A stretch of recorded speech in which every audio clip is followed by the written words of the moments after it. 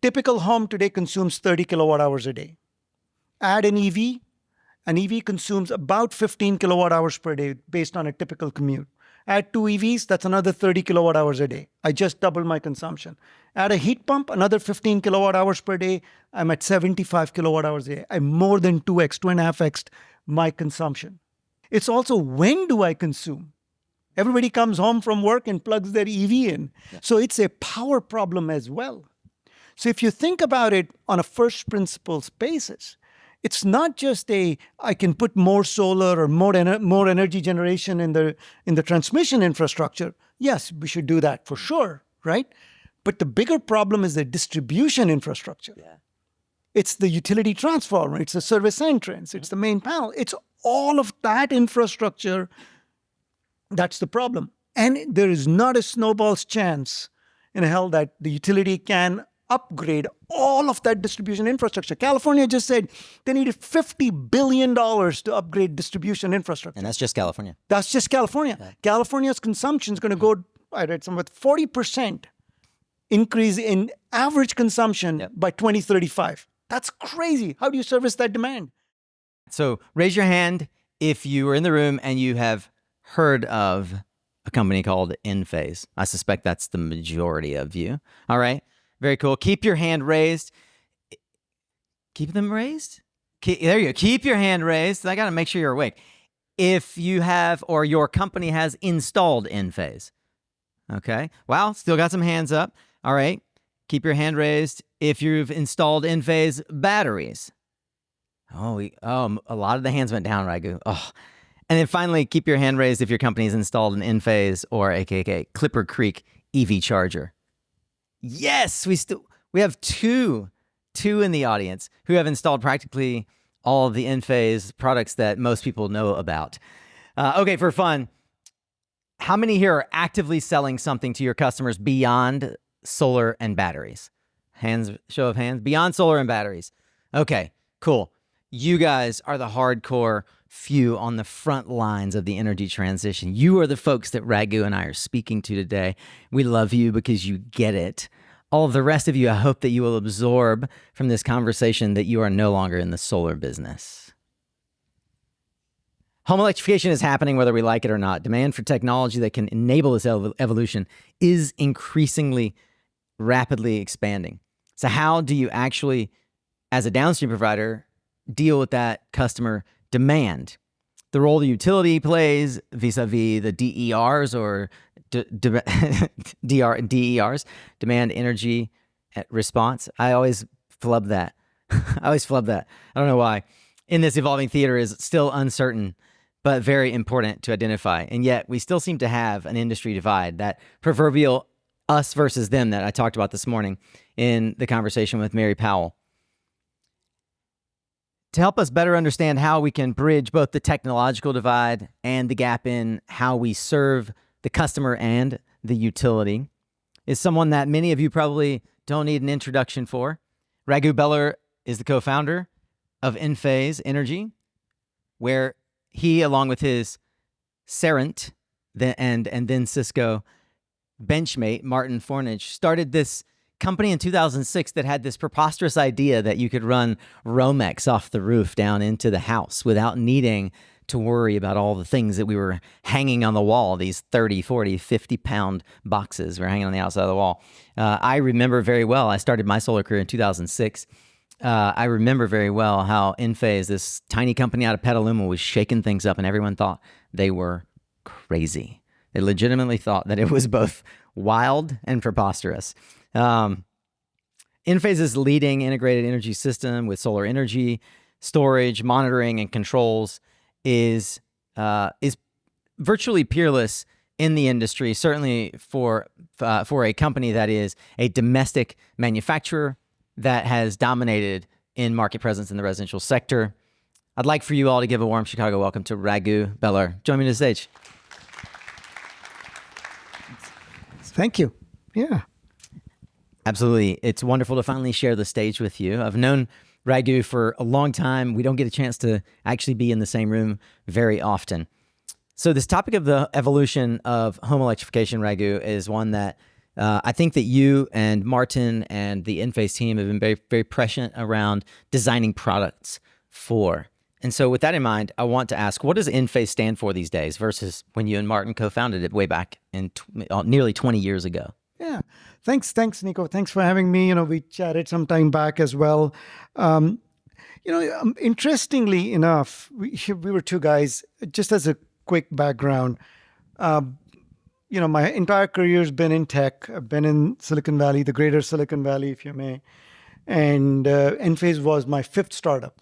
And for Martin, it was a startup number 6. So we came out of that background where, as entrepreneurs, you're always looking at a problem set and you're saying, there's always a better way to do things, right?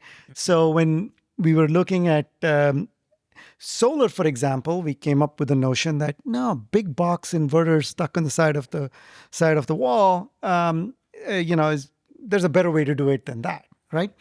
So you always draw your experiences, draw your ideologies and thoughts based on your experiences of your past. So, coming out of, both of us had worked at Serent, as you said, was a really amazing startup that got acquired by Cisco.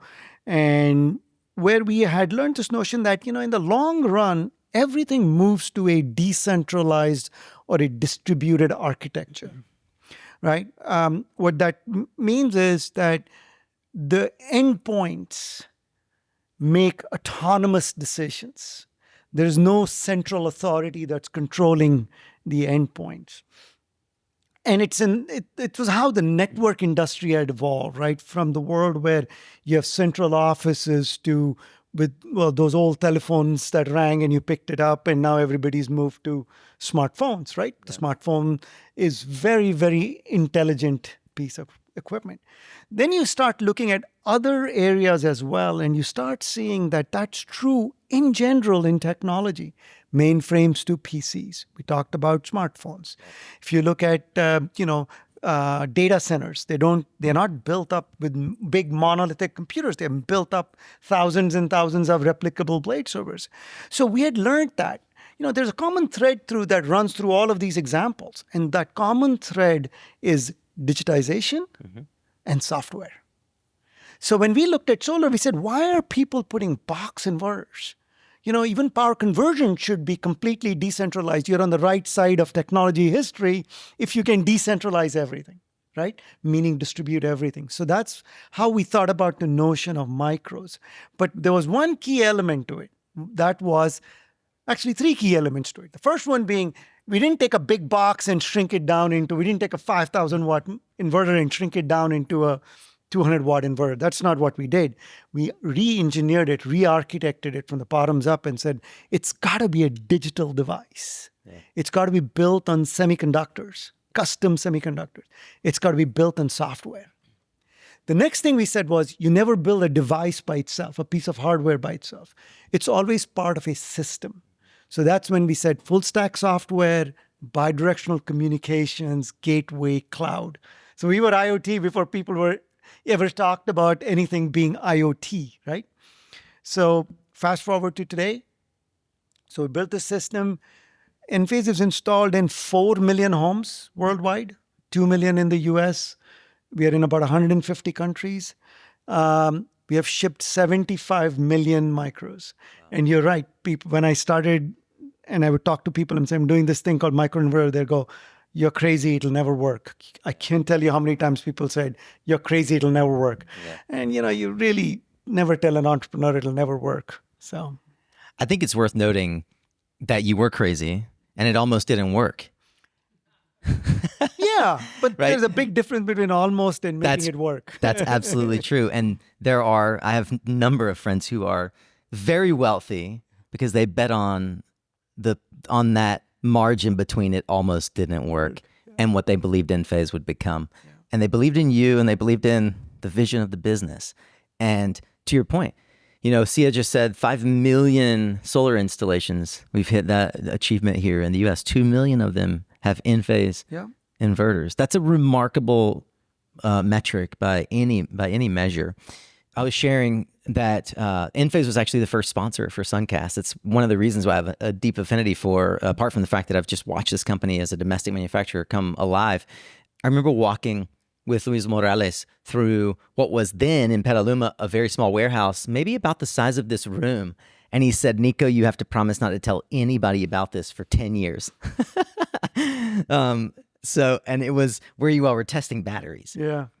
And the idea that Enphase, this microinverter company, was going to come out with a battery was even more preposterous. And yet here we are. Home energy management systems is a reality. Enphase is one of the better equities on the public markets right now. Certainly, for as far as solar is concerned, they would love. I know Sunrun and Sonova would love to have your numbers, as would your friend SolarEdge, and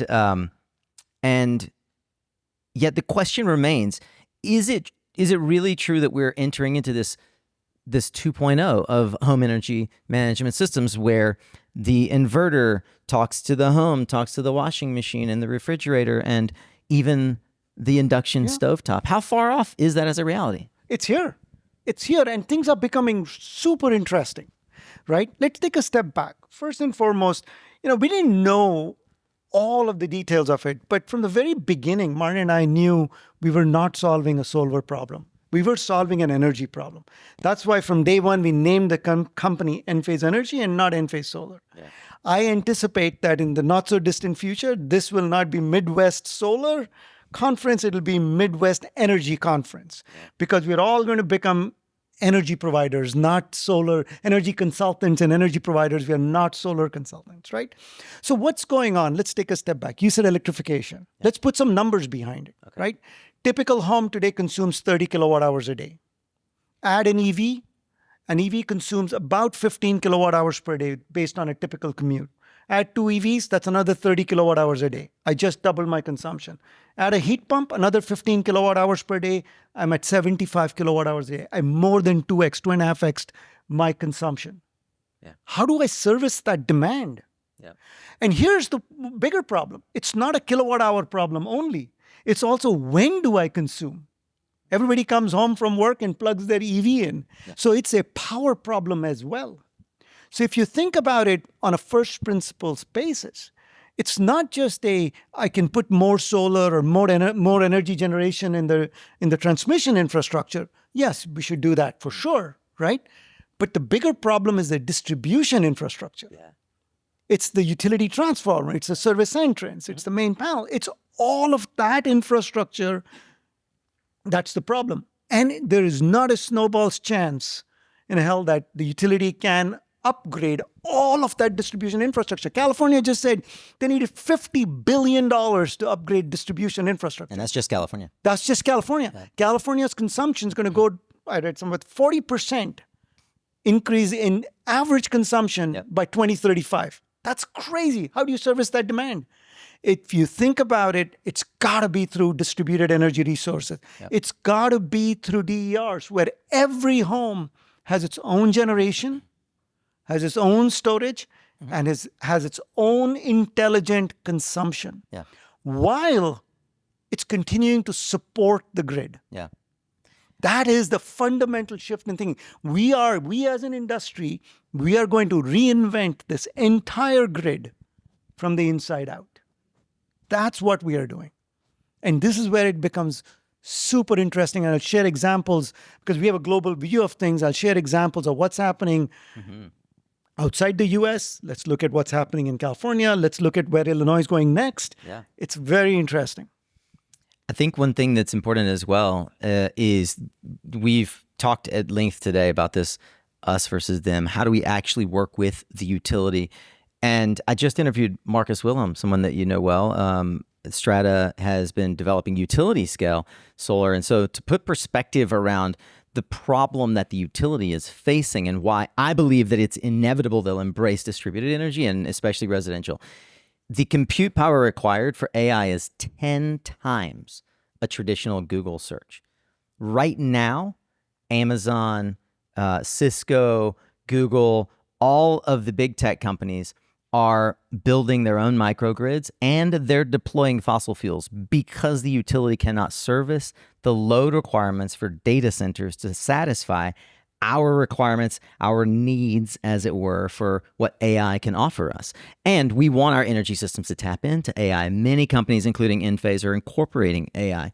So the question for you, Raghu, is how does this technology improve the grid for our friends at the utility? Yeah, look, I'll give you another metric. An AI blade server consumes the same amount of energy as an average home, 30 kilowatt hours a day. Wow. Energy demand from data centers, which by the way had flattened out because things had become more efficient, is now going to double. 3% consumption across the US going to 6%, which is massive. So now here it is. The utility has to service not only electrification for the home, as well as electrification of data centers, which is front of the meter, right? How do you service all of that demand and also service it while keeping in mind that this is a kilowatt problem in addition to being a kilowatt hour problem? We all have to do our part. DERs will do their part for electrification of homes. Front of the meter generation will do their part for servicing data centers, etc. Utility scale solar will service that. Wind will service that. But this is going to take a collective to solve. And this is why I'm not a believer in us versus them. It's got to be a we. We have to solve it, right? But there is some entrenchment, obviously. The utility infrastructure, which, by the way, one of the wonders of the 20th century, Indeed, has to evolve. There is no question about it, right? There'll be more change happening in the energy infrastructure over the next 10 years than's happened in the last 100 years. And so we have to, our success is not dependent on their non-success. Yeah. We have to succeed together, right? Well, I don't want to beat up too bad on the utilities because someone else needs to evolve in this equation. When I was giving the preamble, I butchered DER, distributed energy resources, for anybody that was here and laughed at me because I've been in the industry for 18 years and couldn't say DERs. DERs are a product that is deployed by you all, by the installers in the industry. And I think that a lot of folks are starting to wake up. Jigger said last year, you're not a solar installer anymore. Well, if I'm not a solar installer anymore, Raghu, what am I? Yeah, you're an energy consultant. That's what you are. You're an energy consultant for the homeowner. You're a provider of energy to the homeowner because it's no longer about solar. Let's look at some examples again, right? Germany. By the way, penetration levels of solar, let me take a step back. Penetration levels of solar are minuscule worldwide, distributed solar. The CR number may be a cumulative number of solar, residential, commercial. Yeah, it's total. Total. I think if I remember right, resi solar is like at 90s. 4 million. It's 97%. So only 3% penetration, 4% penetration, 96% penetration left to go. Germany, we all talk about Germany being a highly penetrated solar market. They're sitting at 15%. 85 left to go. One of the most penetrated solar markets is Netherlands, 28%, right? 72% still left to go, right? So we are nowhere close to reaching, any levels of saturation or anything. This is a 100% solution. That's the way you have to think about it. Now, if you think about Germany, when they say solar, they actually mean solar, batteries, EV chargers, heat pumps. If you look at California, as an example, with the change in from going from net energy metering to net billing tariff, exactly where Illinois is going.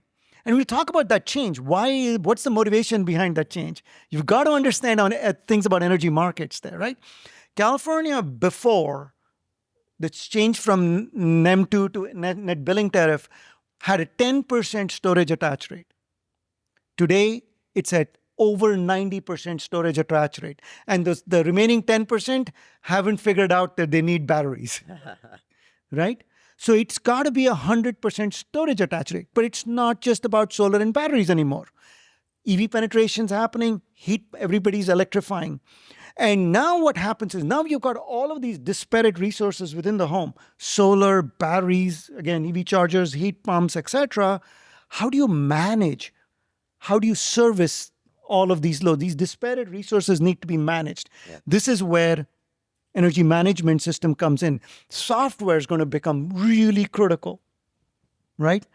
There's going to be a big distinction between a high quality software that delivers the best economics for the homeowner versus another that doesn't. Right? And this is where AI and big data really, really helps. And, you know, we are fortunate that we have data from 4 million homes every 5 minutes, just pumping data about generation, consumption, how is the battery being used, every detail. So we have a lot of data to apply really deep learning and build very sophisticated energy management systems. I wonder your thoughts on the evolution for installers of the sales pitch, because it's one thing to say you need to evolve. You're no longer in solar. It's another to put the boots on the ground and that are knocking the doors. They're engaging as energy consultants with homeowners. How does that pitch evolve in this modern economy? So it evolves in the following manner, and I'm going to simplify it. I know it's more complex. You guys are, sales folks are on the front line of selling to homeowners, and it is harder. I will tell you how we can help on the technology and the product front. But as far as sales is concerned, this is not about, hey, put solar on because it's good. It's the right thing to do. Yes, it's the right thing to do, but it's the right economic decision. It's the right decision for the long term because it's a hedge against any future increase in utility rates. So it's the right decision for the family today, right? If you look at utility rates, they have gone up tremendously. California went up by 14%, and it's going up by 14% again. So utility rates are insane. If you look at San Diego Gas and Electric, during peak rates, the last time I checked, it was 82 cents a kilowatt hour from 4 p.m. to 9 p.m. in the summer peak, right? So you're seeing rates going up a lot. Why? They have to go up in a volumetric environment, which is a regulated utility. Infrastructure costs get divvied up amongst everybody, right? More electrification means they have to do more work, so costs are going up. Cost of maintaining the grid going up. Climate change and the impact of climate change and hardening of the grid requires more investment. Costs go up. You can mitigate those cost raises by investing in solar and energy systems, broadly speaking, today. Right? And that's the pitch. It's about economics. It's about hedge against long-term change. And of course, it's the right thing to do. And you're in complete control of your own energy. It gives you, tremendous amount of energy independence as well. Yeah, I think one of the things that that you all saw several years ago, and I would say early in the platform development process or cycle that we've seen by a number of OEMs is recognizing that even the design tool is a financial instrument, right? Investing in bringing some of those resources in-house. I know you all have a huge or not outsource, but a huge team abroad that it's a distributed global team that help manage the data and the compute power that goes into innovating around that software.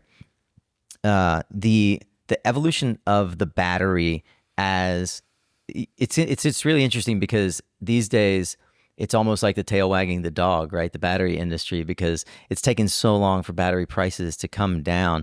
I'd love to hear your thoughts on where batteries are going, and in particular, whether you think people, whether you feel like installers don't really, what part don't they understand yet or fully understand how to integrate in terms of a service offering to homeowners and that sales pitch that goes along with it?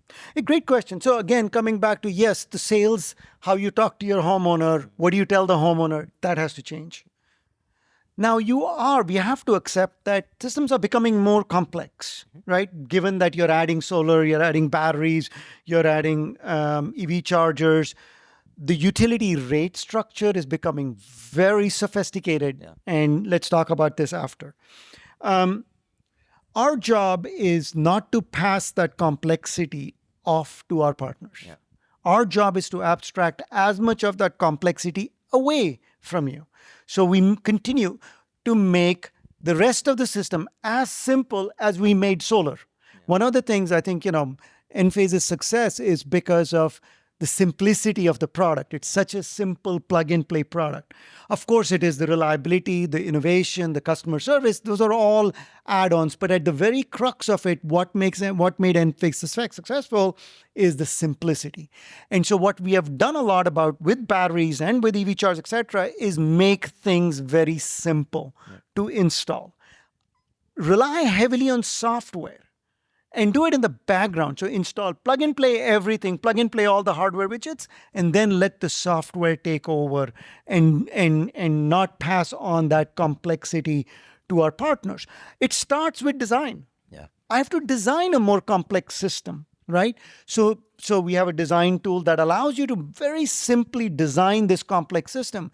But that design tool does one more thing. It's not just a simple design my solar tool anymore. It's a full-fledged simulation engine, because I have to simulate how the system's going to behave and perform over its 25-year life. I have to make my best estimate of that. And then that proposal is actually a financial contract with the homeowner, because you're going to deliver those savings that you told you're going to deliver to the homeowner.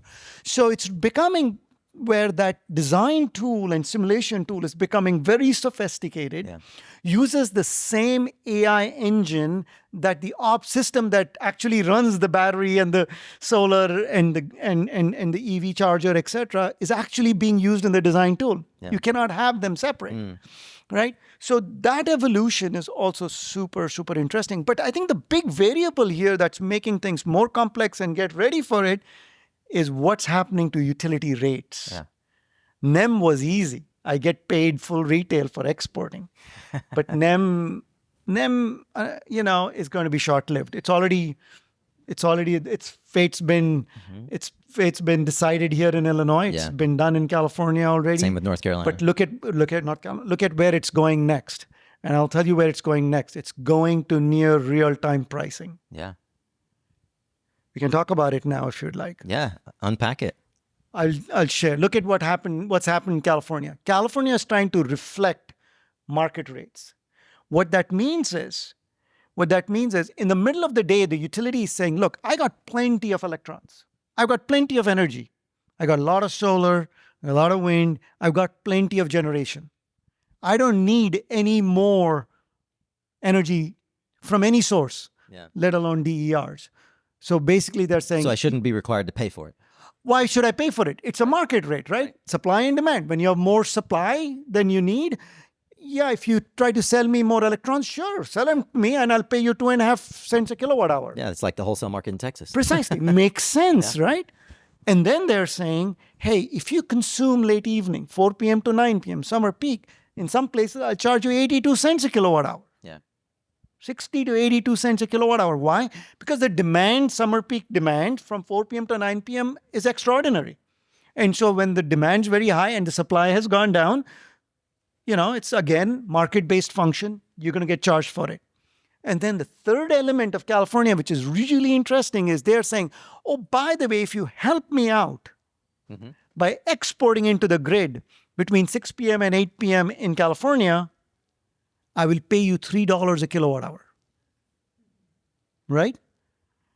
So they are sending it's a prefixed market signal, because it's already prescribed. Hourly rates for buying and selling is already prescribed. They're selling a prefix rate to the customer saying, hey, this is what I'll pay you, or you'll pay me for buying from me. But what's happening in Europe is very interesting. In the Netherlands, it's called dynamic tariffs.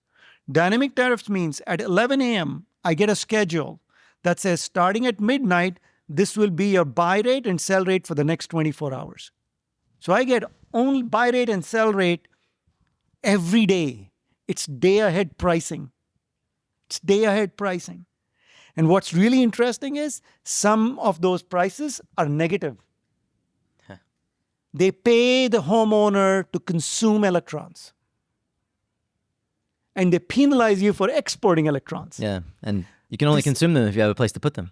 And where do you put them? In your battery. EV, and you pre-charge your heat pumps and charge your batteries. It's beautiful. Yep. This is where the world's going. Everything's going to go to energy markets. Yep. But that's the evolution that we all need to be prepared for. And I always tell everybody the greatest thing about net billing tariff for California is NEM 3. Yes, there is near-term pain. In the long term, it is the right decision. They could have done a much better job in that transition. I think they screwed up the transition, which is the PUC screwed up the transition, but it's the right decision in the long term.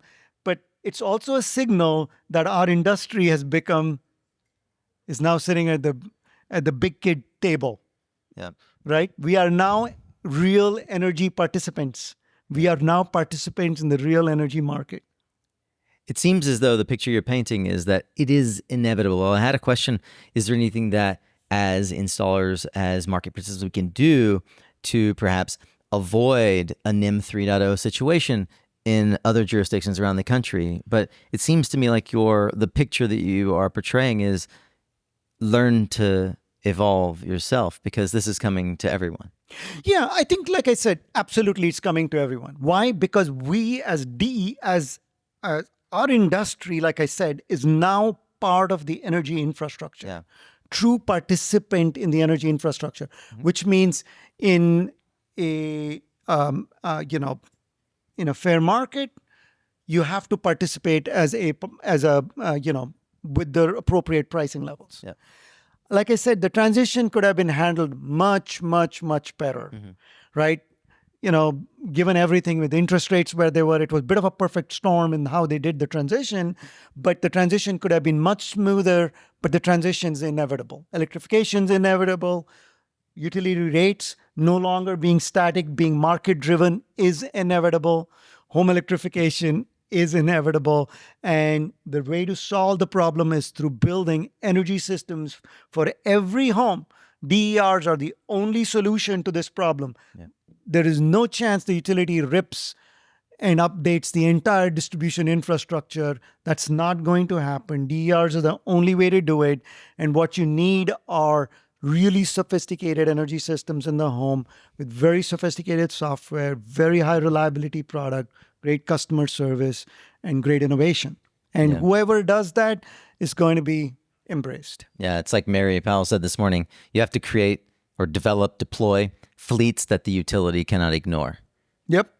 They're not going to ignore it anymore. Look, we are there, right? We are participant. And by the way, we can help them a lot. Yeah. Look at what the signal they're sending in California.